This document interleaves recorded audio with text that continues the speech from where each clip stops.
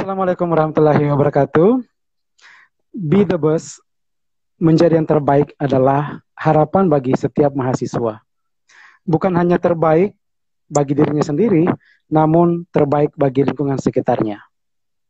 HMP FIK UI telah melakukan terbaik dengan program Ngopi, Ngobrol Pintar yang ketiga. Dan sebagai bintang tamu malam hari ini, saya akan berbincang-bincang selama 1 jam mendatang.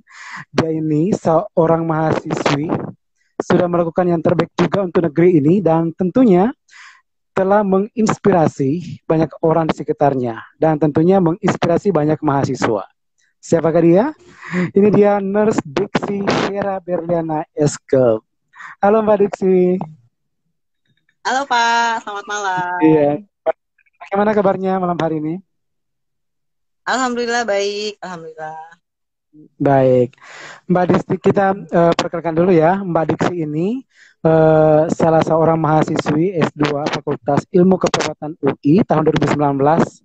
Peminatan keperawatan komunitas ya Mbak ya? Ya, betul Pak. Ya, betul. Ya, betul. Baik, Mbak Diksi kan punya komunitas nih, namanya Teman Baik Diksi ya. Iya, betul. Teman Ah, baik betul. diksi. Nah, nanti kita akan berbincang-bincang tentang Teman Baik Diksi yang ada keterkaitannya dengan penanganan COVID-19. Nah, sebelum kita bincang-bincang terlebih dalam tentang hal itu, kita mengenal dulu sih historinya seperti apa sih itu komunitas teman diksi.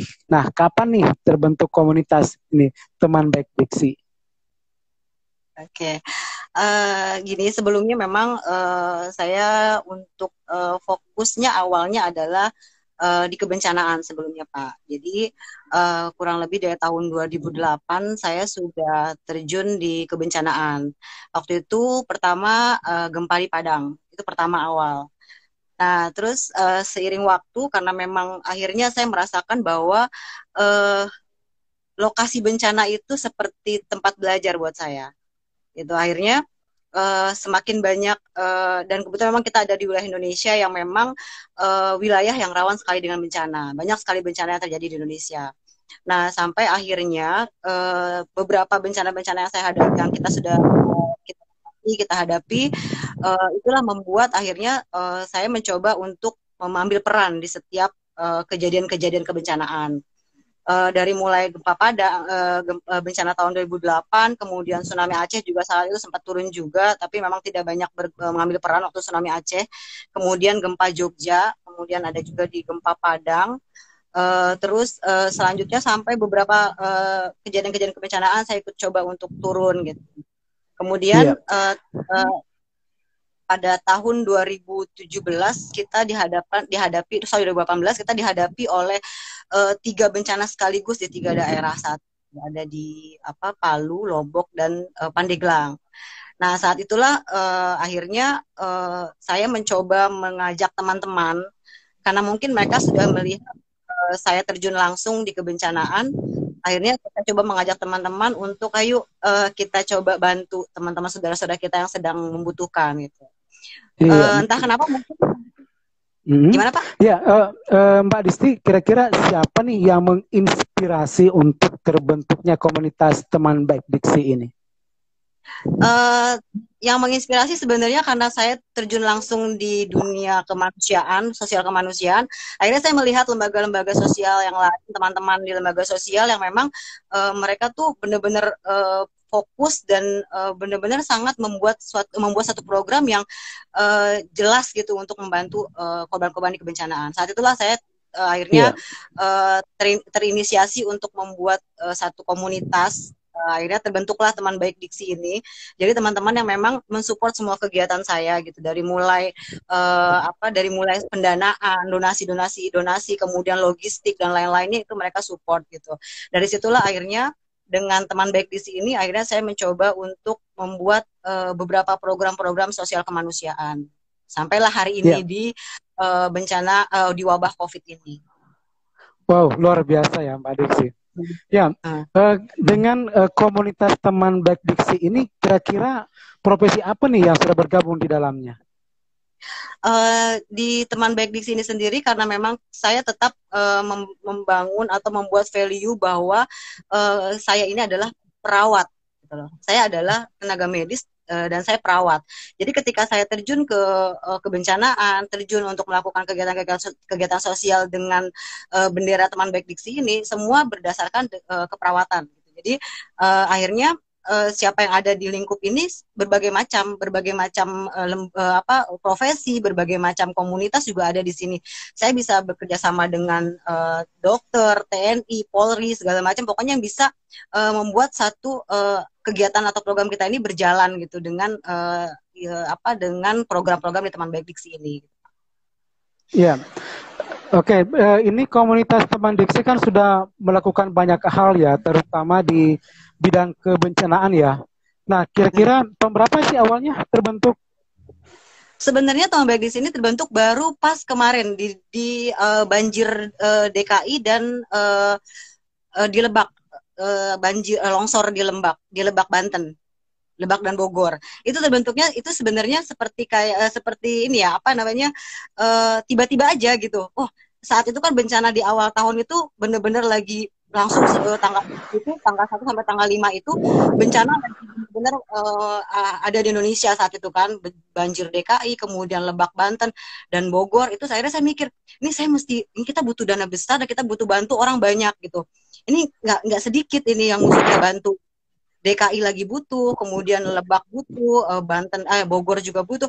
Akhirnya di situ saya mengajak teman-teman, terbentuklah sendiri gitu. Akhirnya kok saya banyak ya, kok ternyata banyak yang bantu gitu. Sampai saat itu di 3 bencana ini saya di bulan Januari ini terkumpul donasi hampir 200 juta.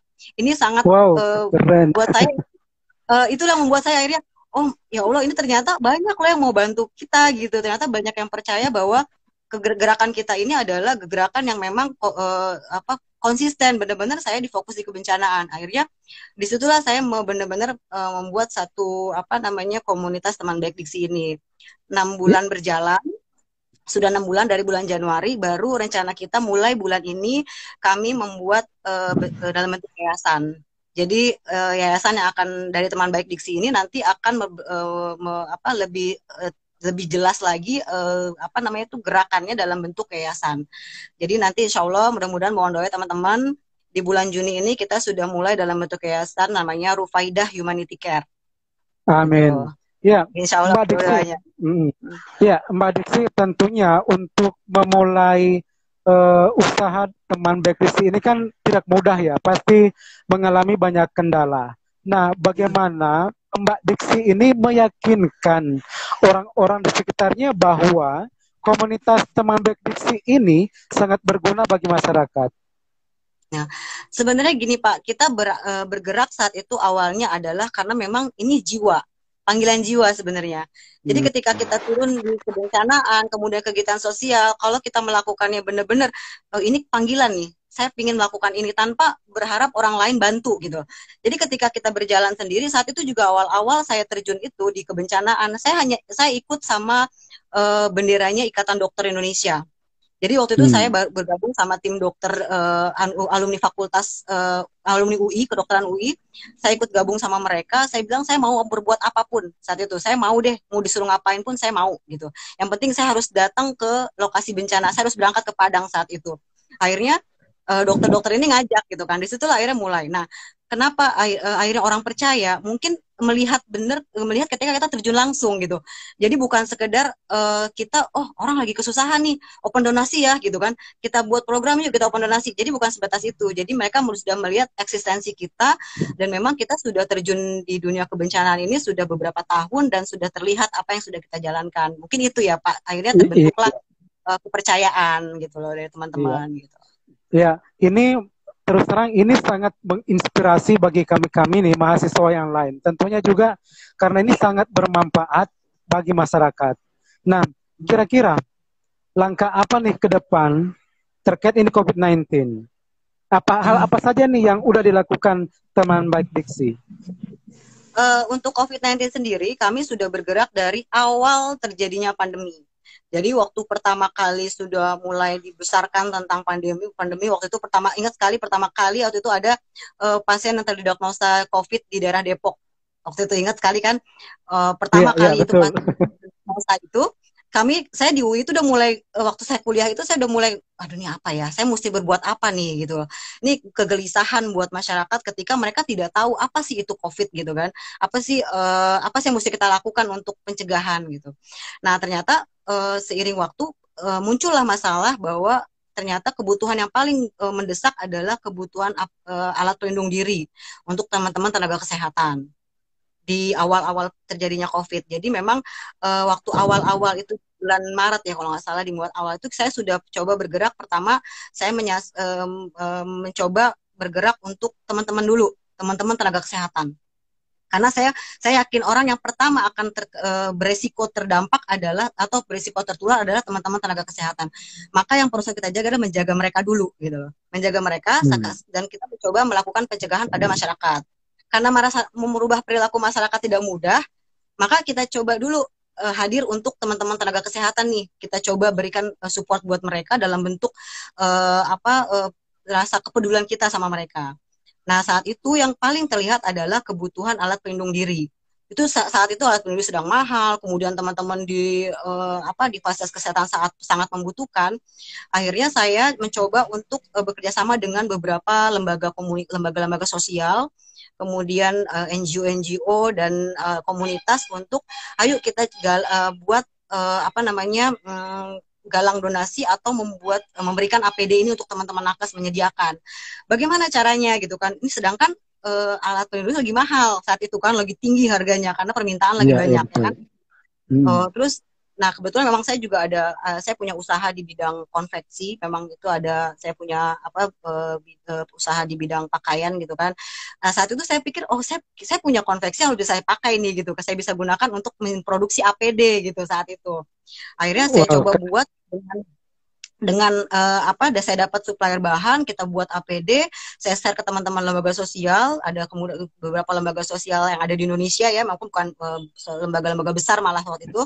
Akhirnya mereka, yaudah deh, ayo deh kita Mbak Diksi bikin produksi, kita yang akan distribusikan. Nah akhirnya di bulan Maret itu kurang lebih 10.000 hazmat dan alat pelindung diri sudah kita distribusikan ke seluruh Indonesia dengan harga yang memang kita buat sendiri, kita produksi sendiri. Itu pertama.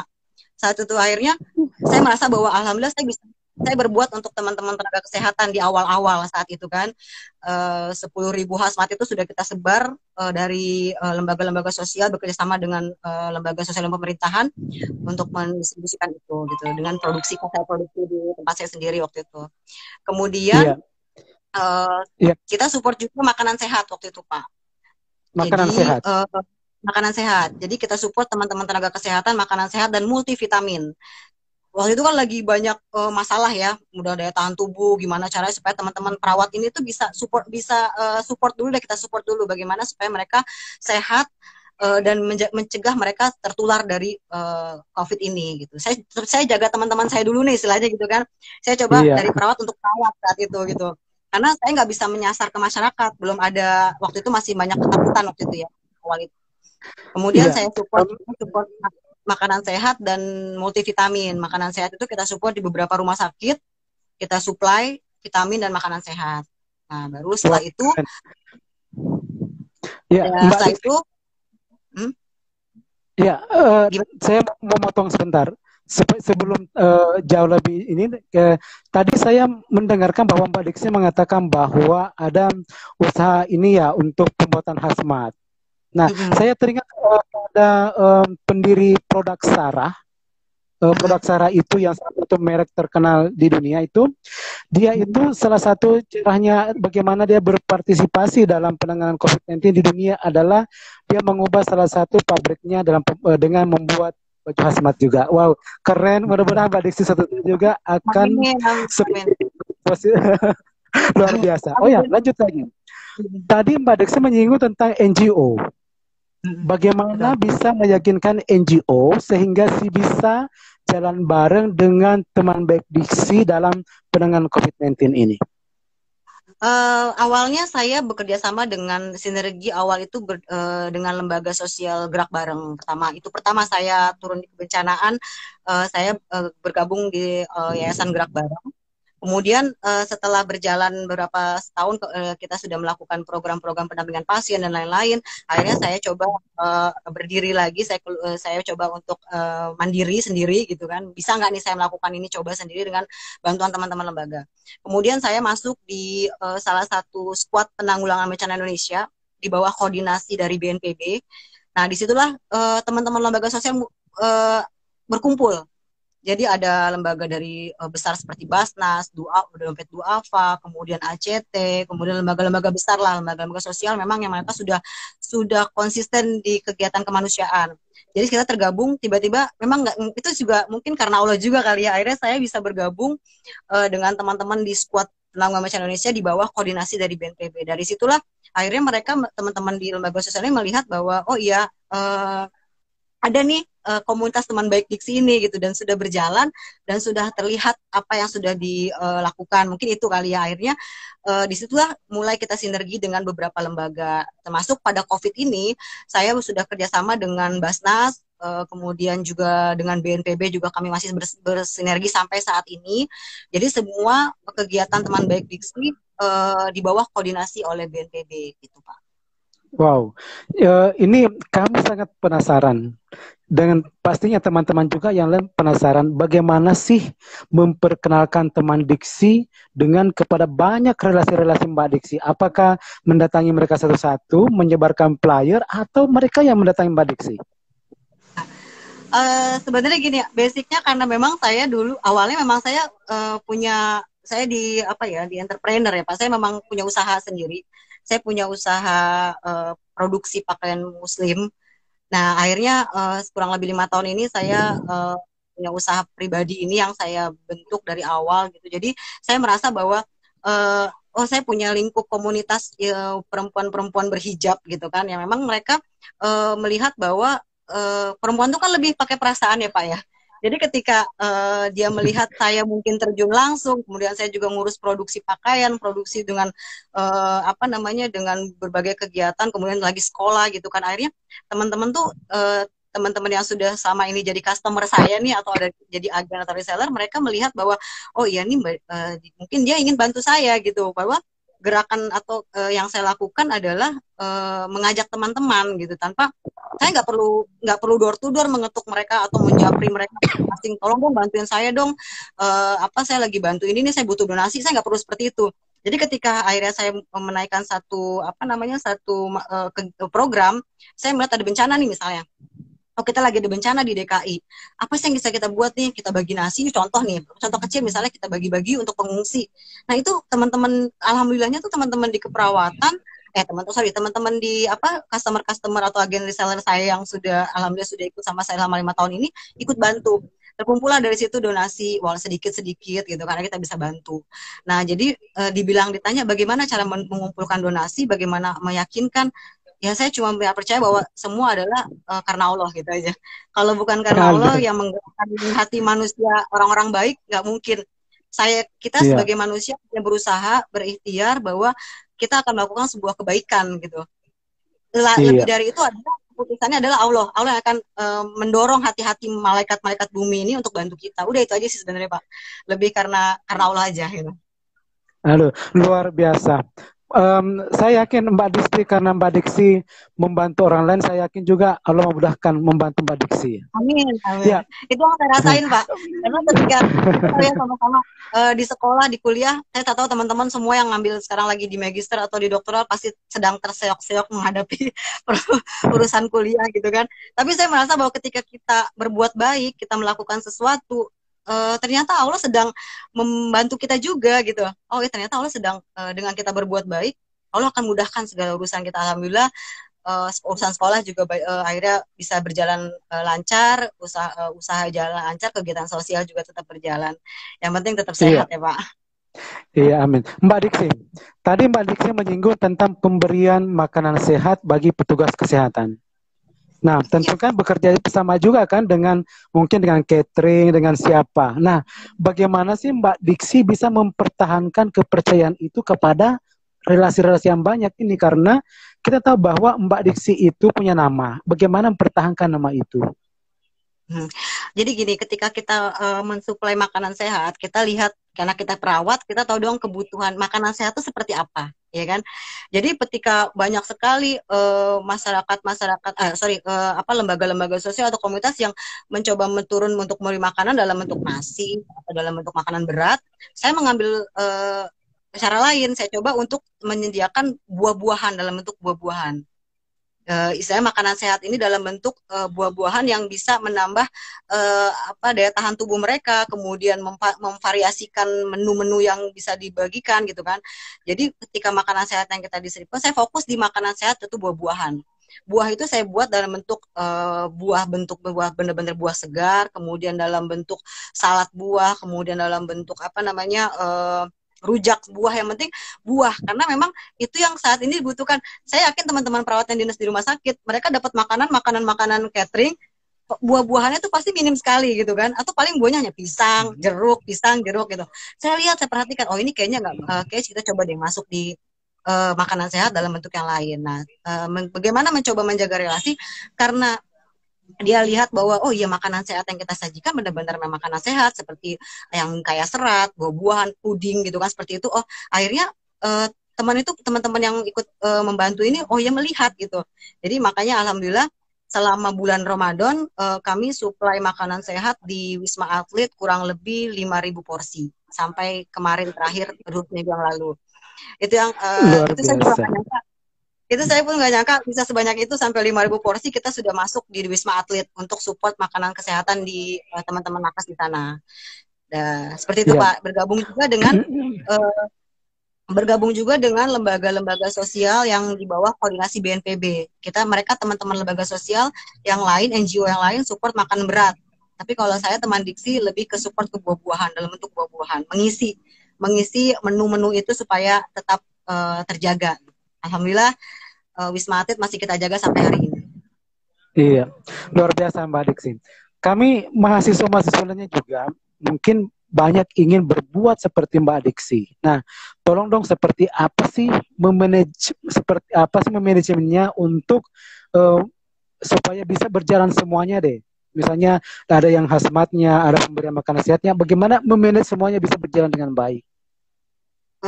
Jadi gini Pak, ketika kita berhadapan dalam satu masalah atau dalam kebencanaan, ini kan kita tahu wabah COVID itu sebagai bencana ya, makanya di bawah koordinasi dari BNPB.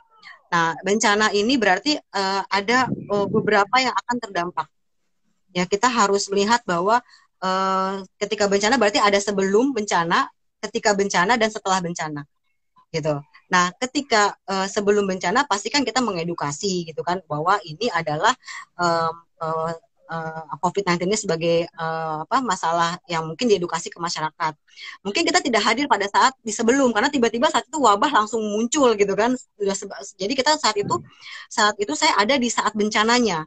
Makanya yang saya pikirkan adalah kita memberikan bagaimana perawatan dalam bentuk fisik dan mental, kemudian berkoordinasi dengan beberapa lembaga sosial dan komunitas. Nah, akhirnya kenapa bisa terjaga berbentuk program-program itu setelah kita mengassessment terlebih dahulu kebutuhan apa yang terjadi saat ini di masyarakat. Yang pertama, ketika saya terjun melihat bencana awal, hasil assessment saya adalah kebutuhan tenaga kesehatan. Kebutuhan tenaga kesehatan akan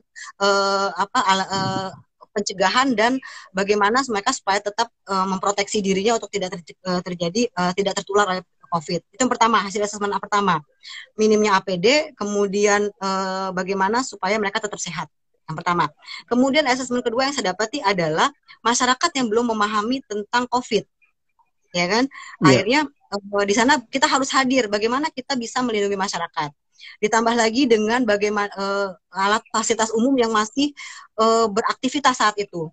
Ya kan, fasilitas umum saat itu di awal-awal pandemi itu masih aktif, sehingga itu memungkinkan suatu penyebaran saat itu.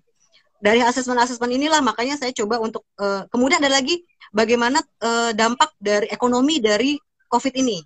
Saya asesmen juga.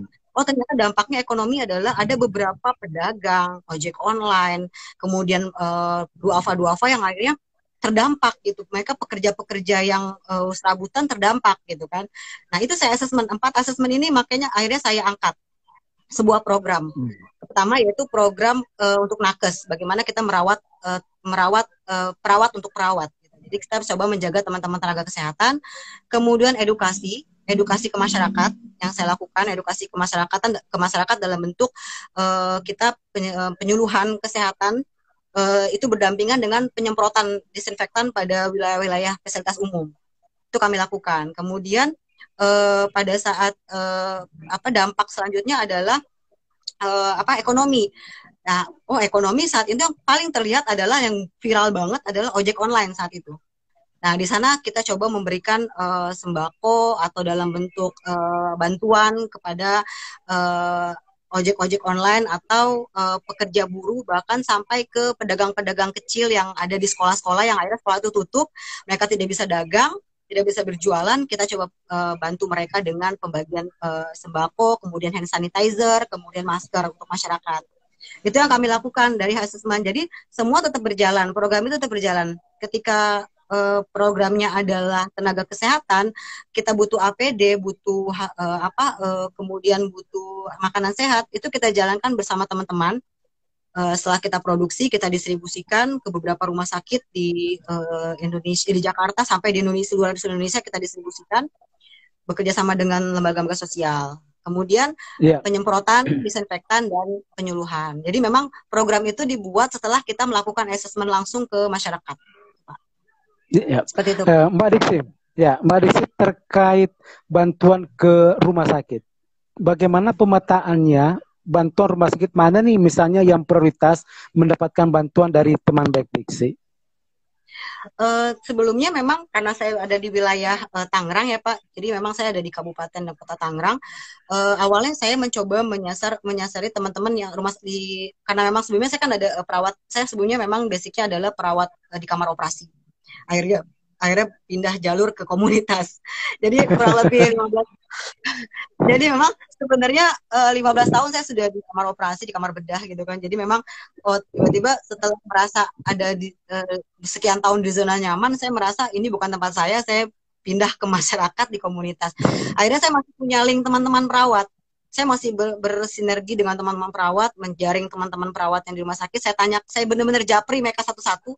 Butuh nggak ini? Butuh nggak ini? Butuh mbak, butuh gitu. Akhirnya butuh segala macam. Bahkan tanpa disadari pun mereka akhirnya mencari saya sendiri gitu, benar-benar menjapri atau benar-benar inbox sampai WA untuk Uni aku butuh ini, butuh asfalt ini, sampai di Papua pun kita kirim ke seluruh Indonesia. Mereka minta bantuan gitu. Alhamdulillah. Saya cuma bilang sama teman-teman, jangan minta sama saya, minta sama Allah, saya bilang.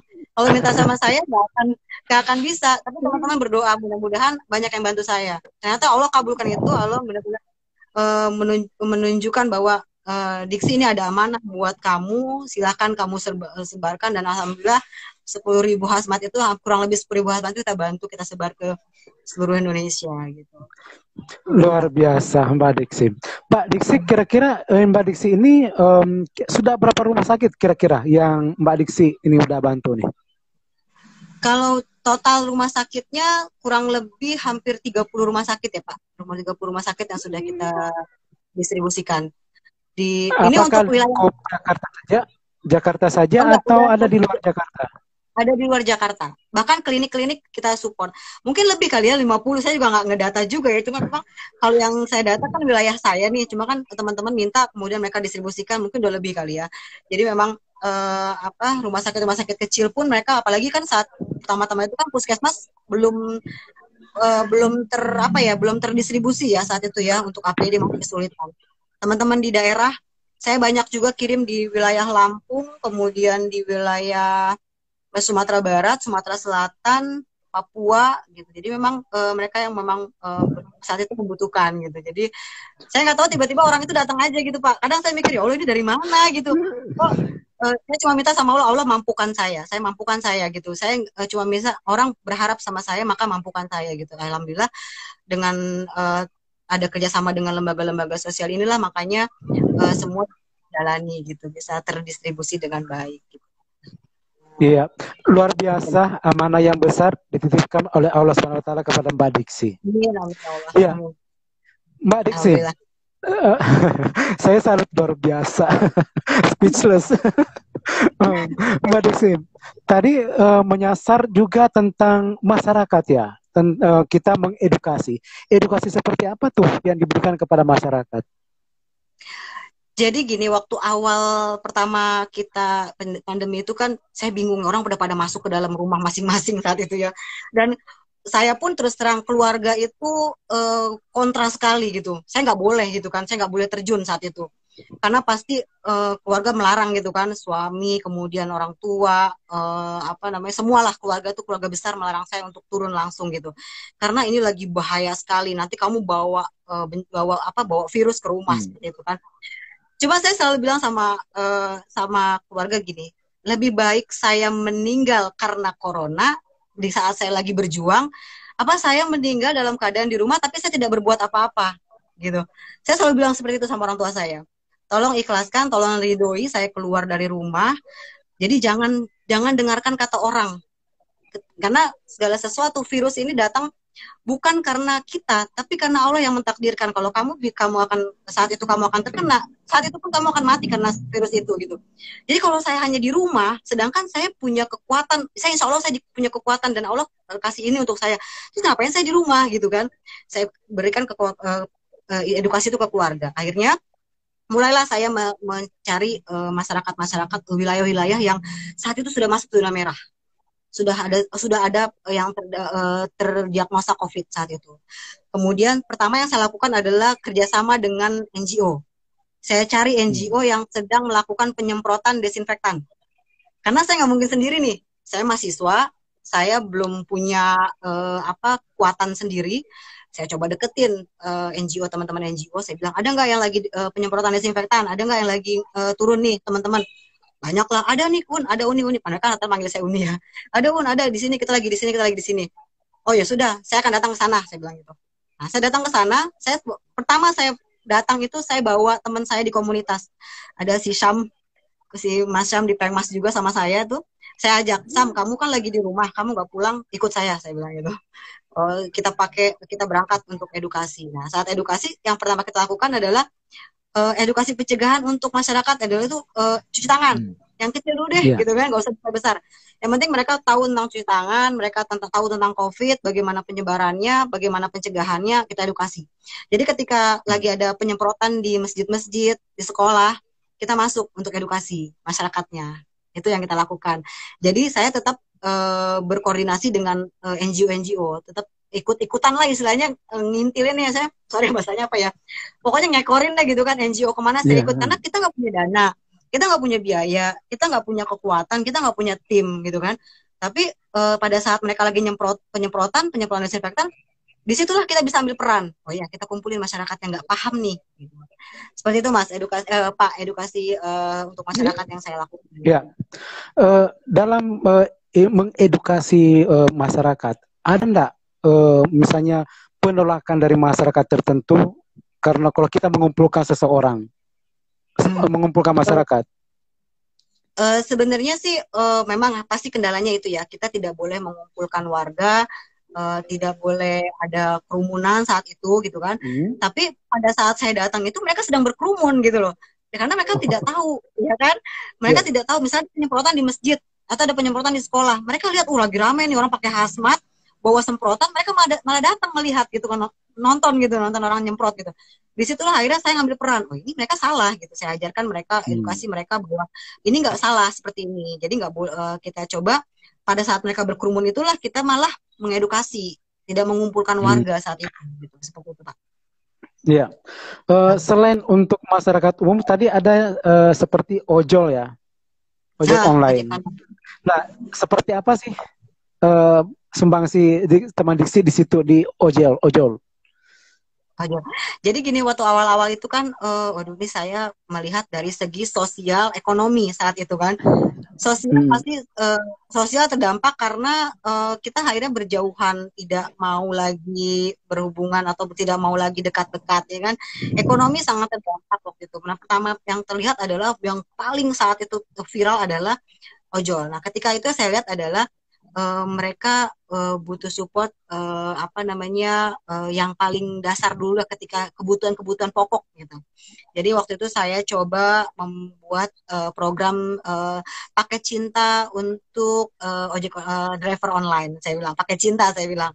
Jadi teman-teman akhirnya ikut gitu kan, aku ikut dong, ikut akhirnya waktu itu pertama awal kita supply paket itu kurang lebih 50 paket awal pertama itu pandemi, sampai akhirnya sampai hari ini kurang lebih ada 300 sampai 400 350-an paket sembako yang sudah kita distribusikan ke duafa atau masyarakat yang terdampak COVID awalnya. Iya.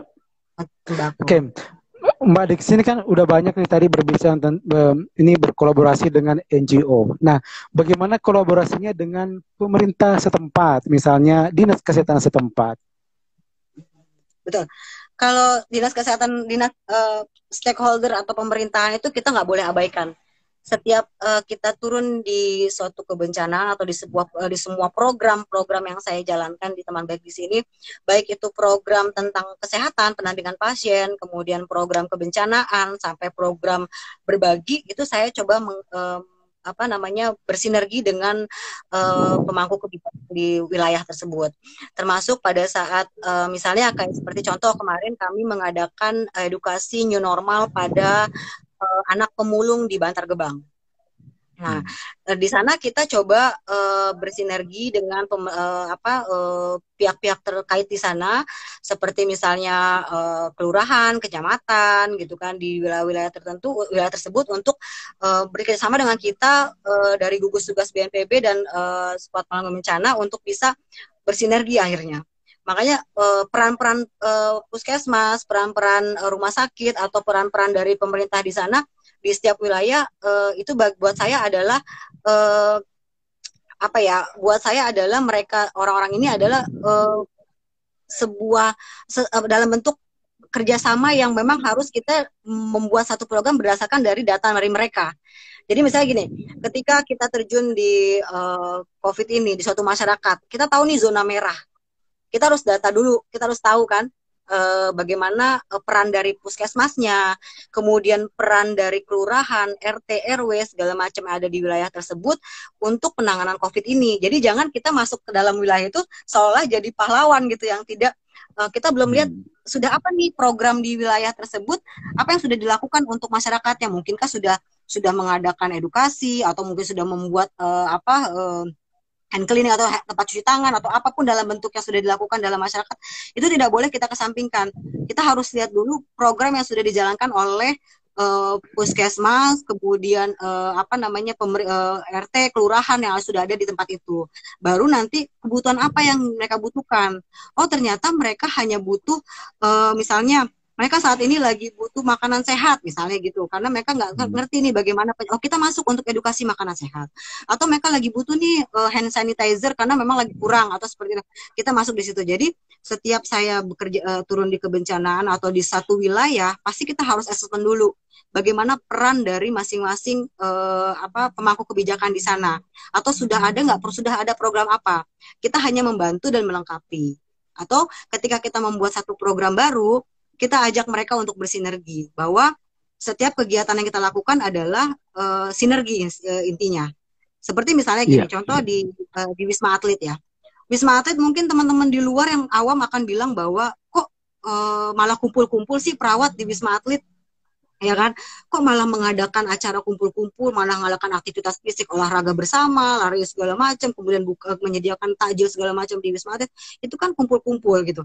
Kok malah membiarkan? Nah, padahal pada saat kita mengadakan acara di sana, itu sudah ada kerjasama dengan Kemenkes, sudah ada kerjasama dengan TNI, sudah ada kerjasama dengan pihak-pihak terkait dari kemudian dikoordinasi oleh BNPB. Jadi ketika kita melakukan kegiatan, protokol pencegahan pun dilakukan karena kita diawasi oleh Kemenkes. Seperti itu. Jadi kita tetap kerjasama dalam melakukan semua aktivitas pencegahan atau dalam masa pandemi ini ya Pak. Seperti itu. Jadi sinergi itu adalah sinergi bisa berjalan, suatu program bisa berjalan kalau kita bisa bersinergi. Gitu, Pak. Betul sekali. Ya, Mbak Diksi, ini bukan pekerjaan mudah. pekerjaan yang sangat berat. Amanah ini diberikan oleh Allah ini sangat berat, namun Mbak Diksi lakukan dengan hati dan maka dilaksanakan dengan sangat ringan.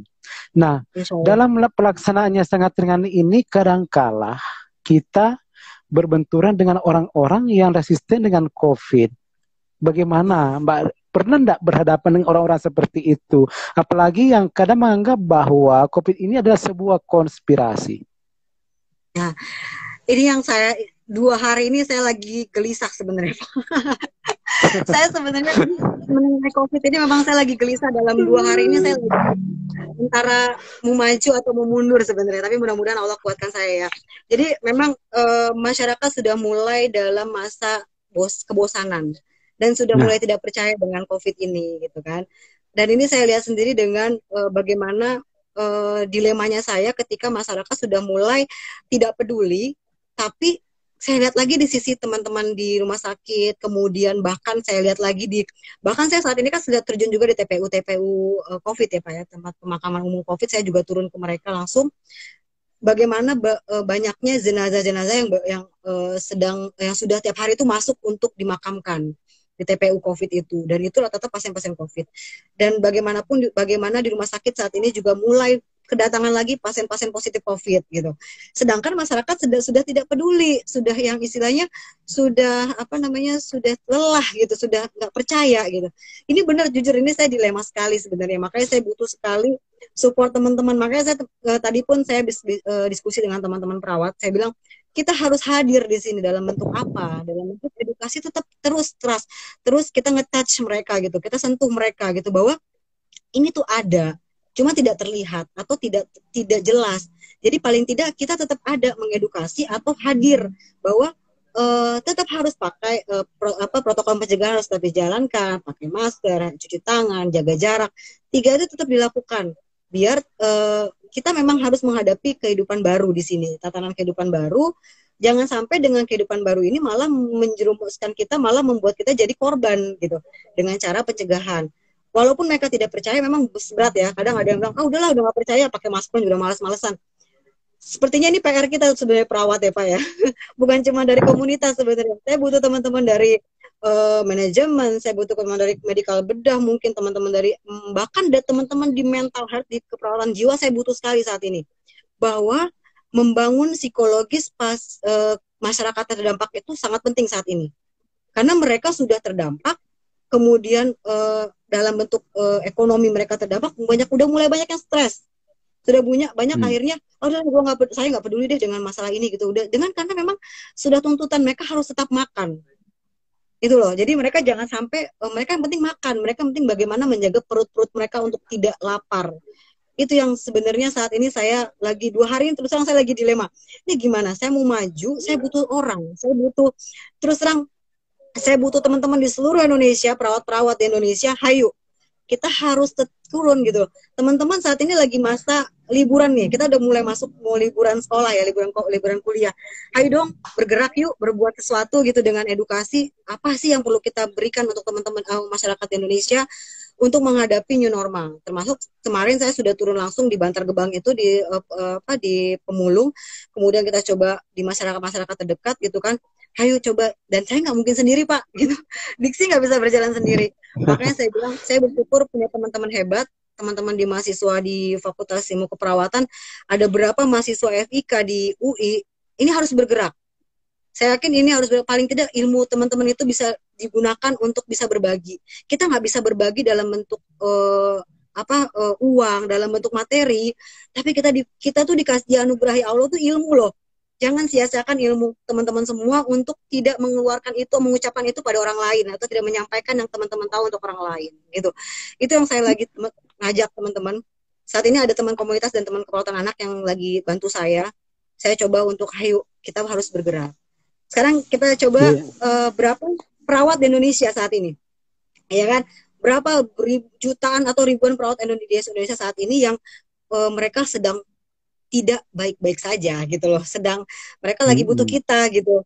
Jadi hayu kita perawat, kita yang memang ada di pendidikan, teman-teman yang dibekali ilmu, bahkan teman-teman S1, S2, S3, bahkan saya minta dukungan sekali sama fakultas gitu kan. Mungkin saya belum bisa berbuat banyak untuk fakultas, tapi di luar sana insya Allah saya butuh sekali teman-teman di FIK ini untuk kita bergerak yuk, teman-teman. Misalnya Bapak Pak Adi di Palopo, silakan buat satu edukasi di Palopo dalam bentuk apa. Kemudian teman-teman di Makassar, teman-teman ada di Papua, teman-teman ada di Ambon, yuk kita sinergi berbuat satu FIK bikin edukasi new normal untuk semua masyarakat, menjaga mereka tetap melakukan protokol pencegahan. Seperti itu Pak. Jadi sebenarnya ini juga buat saya ya. Saya mahasiswa UI dan saya bergerak di sosial kebencanaan. Teman-teman NGO tuh bilang nih UI ayo dong turun dong gitu, mana UI, ini mana teman-temannya di UI, teman-teman pada di rumah semua.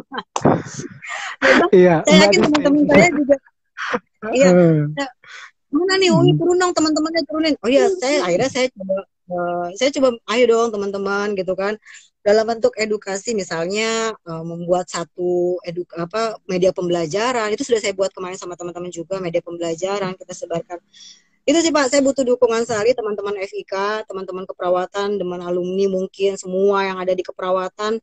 Yuk kita bergerak bahwa kita ada di fase promotif saat ini, promotif, preventif. Bukan kuratif lagi, kasihan teman-teman yang di kuratif, teman-teman yang di rumah sakit. Iya, betul. Ya. Betul sekali. Tadi Mbak Diksi mengajak teman-teman perawat untuk turun mengedukasi masyarakat untuk new normal.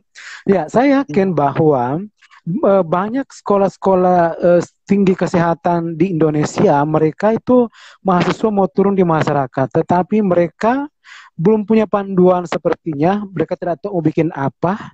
Nah, kira-kira dalam kesempatan ini Mbak Disti bisa enggak menyampaikan ini loh yang harus dilakukan untuk edukasi new normal? Jadi gini, kalau saya bicara soal itu, saya coba kemarin main kalkulator saya nih Pak. Saya main hitung-hitungan ya. Di FIK saat ini banyak dosen-dosen handal yang sedang kuliah ngambil S2, yang sedang kuliah ngambil S3, ya kan? Pasti punya mahasiswa dong, punya mahasiswa ya kan? Sebenarnya itu adalah ayo coba mahasiswa itu dibuat satu program, mereka coba gali ide mereka. Apa yang bisa kamu lakukan untuk Indonesia, apa yang bisa kamu lakukan untuk masyarakat, apa yang bisa kamu lakukan untuk keluargamu. Bikin brainstorming sama mahasiswa-mahasiswa ini, gitu kan? Apa sih yang kalian pingin? Nanti kan muncul, ya. Oh saya pingin berbuat ini sama masyarakat. Oh saya pingin berbuat ini untuk Indonesia. Saya pingin buat ini untuk keluarga. Oke, setelah mereka membuat list macam-macam keinginan mereka, suruh mereka buktikan, ya kan? Kemudian mereka takut. Kita semua perawat tahu, bukan tidak tahu bagaimana protokol pencegahan. Dengan kita mencegah, dengan kita melakukan proteksi, segala sesuatu yang kita lakukan, kita sudah melakukan pencegahan. Balik lagi, kalau terjadi apa-apa sama kita, lebih baik kita meninggal dalam keadaan berjuang dibanding kita meninggal dalam keadaan tidak berbuat apa-apa dengan ilmu kita, gitu loh. Kita kembalikan bahwa value, baik lagi, bahwa kita tanamkan di diri kita bahwa kita perawat itu berawal dari caring, ya kan, kepedulian kita, gitu loh. Jadi buat teman-teman mahasiswa yang memang teman-teman perawat, mereka brainstorming mereka, apa yang mereka ingin melakukan sih dengan COVID. Mungkin teman-teman sudah ada yang buat artikel, sudah ada yang buat jurnal segala macam. Itu hanya sebatas orang ingin tahu tentang penyakit ini. Tapi apa yang kalian buat untuk Indonesia, untuk masyarakat, atau untuk keluargamu sendiri? Coba brainstorming anak-anak mahasiswa-mahasiswa fakultas keperawatan ini, kemudian buat mereka ide-ide. Dari ide-ide itulah, coba apa yang bisa kalian lakukan? Paling lingkup kecil dulu, keluarga dulu. Contoh misalnya, saya mau membuat di keluarga saya membuat misalnya meletakkan hand sanitizer di depan rumah misalnya seperti itu. Atau di wilayah RT saya membuat ini segala macam. Berarti kan sudah teraplikasi dong apa yang tadi menjadi apa yang ada di pikiran mereka. Itu yang harus kita ambil, bahwa ayo berbuat sesuatu dengan ilmu, kemudian lakukan apa yang teman-teman mampu, tanpa jangan usah mikirin oh besar biayanya, oh nggak ada biaya segala macam gitu kan. Kalau kita tidak ikhtiar, Allah tidak akan mudahkan gitu sebenarnya. Gitu Pak. Ya, Kalau memang betul. Ya. teman-teman baru. Ya, ini merupakan suatu challenge ya bagi teman-teman semua mahasiswa, terutama di Hmm. FEUK UI. Ayo kita memanfaatkan ilmu yang sudah kita miliki, kita berdayakan diri sendiri dan berdayakan orang-orang di sekitar kita. Ya, Betul. dan ini banyak ilmu yang kita dapat malam hari ini. Ya, Mbak Diksi, ini tentunya untuk COVID-19 ini masih berbulan-bulan. Sepertinya karena di Makassar ini kita lihat bahwa kurvanya masih belum mendatar, masih trennya meningkat. Dan salah satu kemarin kita lihat datanya bahwa yang positif yang terbanyak di Makassar untuk kemarin ya, mengalahkan Jakarta. Nah, ini salah satu tugas kami sih yang di wilayah Sulawesi Selatan untuk kembali mengedukasi masyarakat bagaimana sama-sama bisa menghadapi COVID-19 ini. Kira-kira nih tantangan terberat yang dihadapi oleh komunitas teman baik Diksi dalam penanganan COVID-19 ini seperti apa? Tantangan terberatnya cuma satu Pak, mengajak teman-teman. Mengajak teman-teman ya, betul. Ya, betul. Karena gini, saya nge-share, misalnya saya nge-share kegiatan gitu kan, di grup gitu kan, aduh, nggak respon teman-teman, aduh, saya bilang, aduh, gimana ini ya. Akhirnya saya merasa, maksudnya saya harus berjalan sendiri gitu kan. Nah, itu kadang tantangannya itu, bagaimana mengajak atau mengajak teman-teman untuk ikut turun dalam kebencanaan di COVID ini gitu. Karena ini ya Pak, saya bilang tadi kita punya ilmu, teman-teman di FIK itu udah keren-keren banget. Fakultas Ilmu Kepelautan itu tempat fakultas yang kita banggakan gitu. Jangan sampai saya sedih gitu, terus terang ini sedih banget gitu. Kok saya ketika turun teman-teman sampai saya sering banget tanya, ada nggak teman-teman yang masih di Depok, ada nggak teman-teman yang masih di sini Jakarta, yuk gabung gitu. Maksud saya itu sebenarnya hanya pingin atau teman-teman di daerah, ayo kita bergerak gitu loh dengan atas nama etika, karena jangan sampai kita tidak melakukan sesuatu di saat ini karena mereka sedang butuh kita gitu. Tantangannya itu. Yang paling berat adalah mengajak sebenarnya. Mengajak. Ya, Mbak Diksi, seperti saya nih, saya di Sulawesi. Kira-kira bisa enggak bagaimana caranya supaya kami mahasiswa ataupun petugas kesehatan, perawat-perawat di sini, kami bisa berkolaborasi dengan kegiatannya komunitas teman baik Diksi? Bisa banget Pak, bisa banget. Jadi gini, saya sudah tawarkan ke teman-teman di daerah Medan, ada teman komunitas di Medan, kemudian di beberapa daerah. Saya bilang gini, ketika teman-teman membuat satu program, ayo boleh share ke saya. Nanti akan saya coba, saya bilang tadi, saya ikhtiarkan. Ketika mungkin teman-teman, oh nggak ada dananya nih, nggak ada nih. Saya yakin kok kalau teman kita berbuat baik, Allah akan datangkan orang-orang baik. Itu prinsip saya. Jadi makanya ketika saya lagi kekurangan donasi, saya cuma bilang, Allah ini saya niatnya baik, tolong bantu saya gitu. Nah saat itu juga tiba-tiba datang orang transfer. Itulah maksudnya kadang saya cuma menggantungkan semua kegiatan kemanusiaan saya pada Allah gitu aja Pak. Nah, makanya teman-teman di Makassar, Pak siapa namanya Pak Adi silakan. Mbak saya punya unit, saya punya program dengan ini, saya butuh support, butuh alat dalam bentuk apapun. Kalau saya lihat ini program ini bagus, saya akan naikkan. Makanya kenapa saat ini saya mau melegalkan teman baik di sini menjadi yayasan Rufaidah. Rufaidah itu saya ambil dari nama perawat pertama di zaman Nabi Muhammad saat itu. Jadi saya keren. Jadi saya legalkan, insya Allah bulan Juni ini kita legalkan teman baik Diksi yang tadinya hanya komunitas yang belum ada dalam bentuk legalitas. Saya sedang proses ke notaris untuk yayasan amanah Rufaidah Peduli. Di sini kita konsisten dan spesifikasi di keperawatan medis dan keperawatan. Jadi nanti program-program kita adalah bagaimana mengeduk pokoknya program-program kita buat itu adalah program-program keperawatan. Tidak keluar dari paradigma keperawatan gitu. Jadi kita bukan itu. Jadi nanti sinerginya adalah dengan peminatan-peminatan yang ada di FIK saat ini. Saya kerjasama dengan teman-teman yang saya bilang tadi, ada di mental health, ada di anak, teman-teman di KMB. Saya coba sinergikan. Makanya insya Allah mudah-mudahan dengan yayasan amanah ini, amanah Rufaidah Humanity Care ini bisa berkembang dan alhamdulillah dapat dukungan dari teman-teman NGO dan kemudian dari BNPB sendiri juga mendukung kami, mana bahwa ini adalah lembaga sosial kemanusiaan pertama di Indonesia dalam bentuk keperawatan, program keperawatan. Saya mohon doanya teman-teman perawat, saya mohon doanya mudah-mudahan dengan Rufaidah ini kita mengambil filosofi bagaimana Rufaidah saat itu berjuang untuk kemanusiaan di zaman Nabi. Kita coba ambil filosofi ini untuk bisa sama-sama meningkatkan kualitas pelayanan keperawatan kita dalam bentuk sosial kemanusiaan. Gitu. Oh, luar biasa. Ya, Mbak Diksi, kira-kira nih bagaimana sih prosedurnya? Mungkin ada teman-teman nih yang akan menghubungi Mbak Diksi yang mungkin punya kegiatan di daerah. Seperti apa sih prosedurnya? Hubunginya lewat mana? Ataukah bersurat seperti apa? Di email di mana?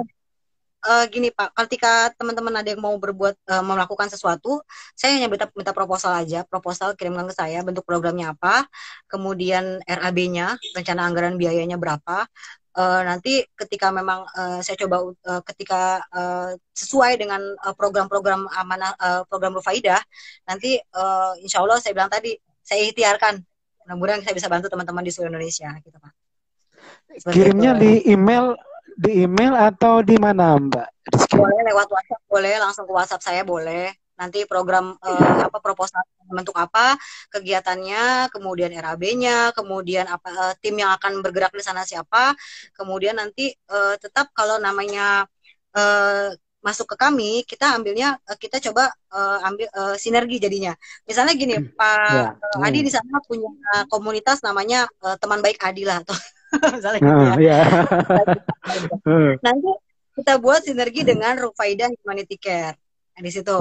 Jadi nanti sinergi namanya, nanti Bapak silakan. Nanti kalau memang nanti soal butuh biaya pendana segala macam dalam bentuk media pembelajaran atau bentuk misalnya snack segala macam, saya coba ikhtiarkan itu. Mohon doanya aja. Insya Allah saya insya Allah banyak orang-orang baik yang membersamai kita Pak. Kalau kita ikhtiar untuk kebaikan. Betul sekali, Mbak. Ini kan mungkin teman-teman bertanya, kira-kira yang diprioritaskan apa? Apakah promotif preventif atau di kuratifnya atau gimana? Untuk kalau kita misalnya ingin bersurat ke Mbak Diksi. Kalau saat ini, kalau untuk di kuratif kan sudah ditangani oleh rumah sakit ya Pak ya, teman-teman di rumah sakit ya. Kalau saat ini mungkin saya lebih fokus di kita menjaga zona hijau tetap hijau.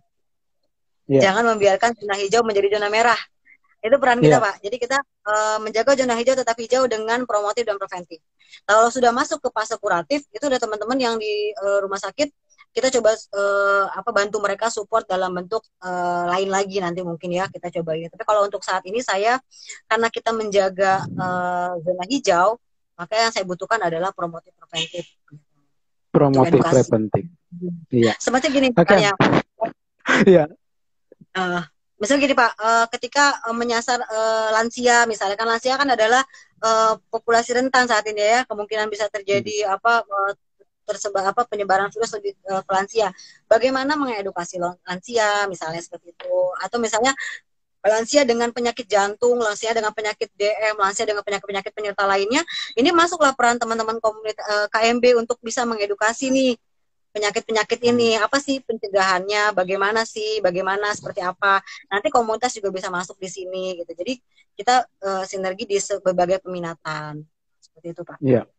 Ya, yang sekarang ini Mbak Diksi yang saya lakukan adalah bergabung dengan teman-teman di Puskesmas Dinas Kesehatan untuk screening bagi pendatang yang ada di batas kota. Dan saat ini saya lakukan adalah karena kemarin saya mengikuti pelatihannya Prof Budi untuk yang kesehatan mental itu.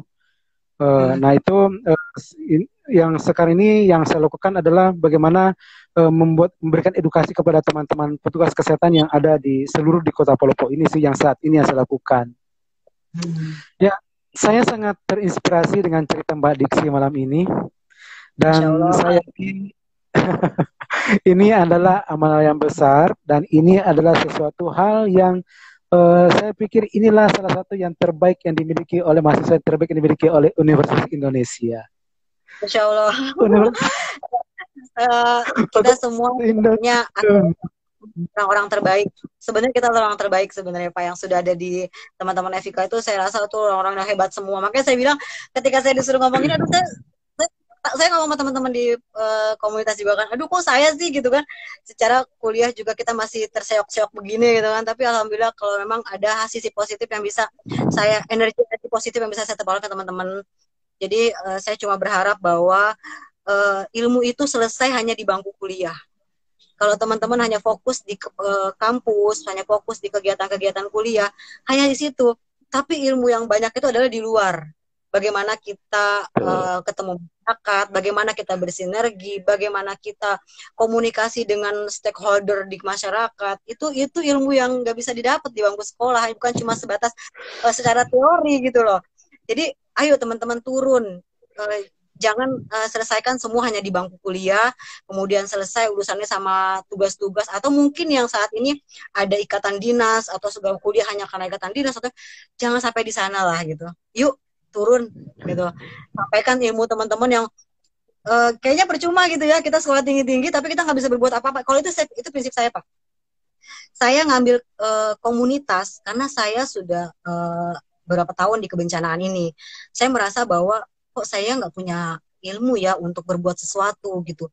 Sedangkan saya turun terus. Saya kan awalnya memang di kamar operasi gitu kan. Itu harusnya memang sebenarnya ke KMB yang saya ambil sebenarnya gitu kan. Medical bedah. Makanya teman-teman di OK itu pada bilang kok jadi ke komunitas gitu kan. Kok jadi nyebrang gitu komunitas. Ternyata saya bilang saya butuh ilmu karena saya bukan hidup dari pasien sakit. Saya harus menghidupkan masyarakat untuk tetap bisa mereka merasakan bahwa kita tuh peduli sama mereka gitu. Jadi ketika kita turun di masyarakat, saya punya ilmunya. Itu sebenarnya tujuan saya ngambil sekolahnya itu. Saya punya ilmunya ketika saya turun di masyarakat gitu. Bukan cuma turun karena modal nekat gitu kan Pak. Oh ada bencana nih di Palu, ada bencana di Lombok, ada bencana di Pandeglang, saya turun gitu kan. Tapi saya nggak punya ilmunya. Bagaimana saya berhadapan dengan masyarakat, bagaimana berhadapan dengan tokoh masyarakat, bagaimana membuat sebuah program, sinergi dengan stakeholder segala macam. Saya butuh ilmu itu gitu. Nah itu saya dapat di bangku kuliah, langsung saya terapkan di masyarakat langsung gitu. Itu sebenarnya Pak. Iya. Ayo teman-teman yuk gitu. Jangan biarin saya sendiri deh. Ayo teman-teman gitu. Iya. Saya butuh orang-orang hebat. Saya butuh orang-orang yang memang ilmunya tuh buat saya luar biasa. Teman-teman tuh keren semua. Saya mah cuma orang lapangan yang bergerak. Saya kalau ditanya soal teori mungkin teman-teman lebih jago. Tapi ketika turun di lapangan, saya disuruh bicarakan melihat teori. Oh ya, saya pakai ini untuk di lapangan. Jadi di dunia di luar bangku sekolah kuliah itu lebih banyak ilmu yang bisa kita dapat dan itu nggak bisa didapat di bangku kuliah. Yang paling utama adalah bagaimana ilmu kita sabar, ikhlas. Jadi relawan ikhlas, bukan relawan karena karena rupiah. Jadi untuk jadi relawan ikhlas itu berat. Jadi ketika teman-teman punya ilmu, punya kemampuan secara intelektual, ilmu, ayo turun yuk gitu. Di sana tuh banyak yang butuh kita. Jangan sampai dikira bahwa mahasiswa UI nggak bisa berbuat apa-apa, cuma belajar malah pulang sekarang. Itu saya dapat itu. Jujur itu saya dapat bulian dari teman-teman gitu kan. Mana nih anak-anak ini gitu kan, kok nggak pada turun dalam kondisi kayak gini ya. Akhirnya saya bilang saya turun kok ini. Pernah saya berangkat pakai alma mater UI. Padahal waktu itu saya nggak ada kerjasama dengan LMP. Saya aja bawa, saya bangga dengan alma mater saya saat itu, karena saya cuma bilang saya turun atas nama UI sekarang. Terserah deh mau gimana, yang penting orang tahu nih saya berbuat itu pakai alma mater. Saya waktu itu pernah di awal pandemi saya langsung turun pakai bawa alma mater UI waktu itu. Saya cuma bilang bahwa UI turun kok gitu. Jadi teman-teman, mudah-mudahan bisa teman-teman bisa saya bisa membawa energi positif buat teman-teman semua bahwa kita ada bukan untuk saat ini aja, tapi untuk masa depan. Gitu, Pak. Ya, Mbak Diksi, sepertinya kita sudah berada di penghujung acara. Saya minta tolong closing statement-nya yang bisa membakar energi teman-teman, yang bisa memberikan energi positif teman-teman agar bisa bekerja lebih baik lagi seperti Mbak Diksi. Indonesia saat ini butuh perawat. Bukan hanya perawat yang butuh Indonesia, tapi Indonesia butuh perawat. Jadi teman-teman, ambil peranmu dimanapun teman-teman ada, teman-teman berada. Silahkan ambil peranmu sebagai perawat profesional, perawat yang punya dedikasi tinggi dan ilmu kalian yang memang teman-teman yang memang sudah saat ini tertanam rasa caring kita, bagaimana merawat, bagaimana menjaga masyarakat, bagaimana menjaga pasien. Yuk, Indonesia sedang butuh teman-teman semua. Indonesia butuh perawat hebat. Dan satu lagi, perawat saat ini sedang terangkat namanya. Ya, profesi kita saat ini sedang sangat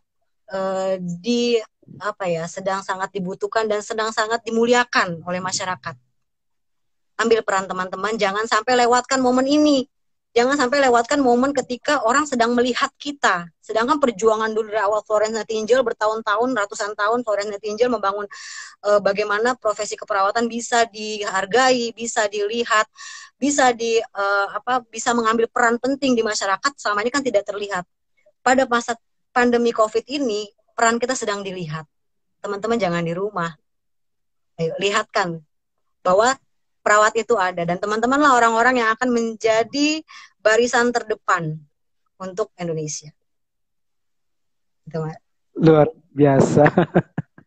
Oke, Mbak Diksi, terima kasih atas kebersamaannya selama 1 jam, dan tentunya telah memberikan lebih ya lebih.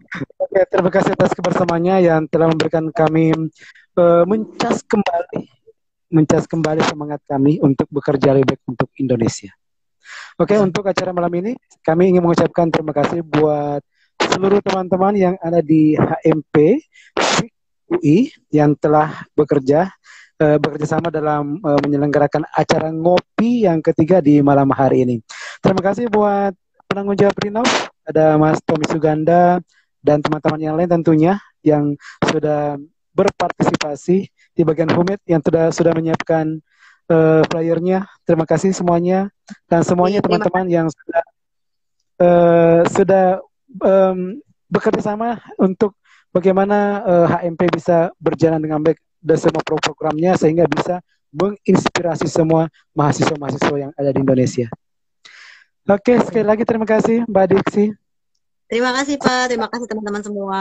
Sehat-sehat, jaga diri. Oke, semoga sukses semuanya. Amin, terima kasih. Assalamualaikum warahmatullahi wabarakatuh. Waalaikumsalam warahmatullahi wabarakatuh.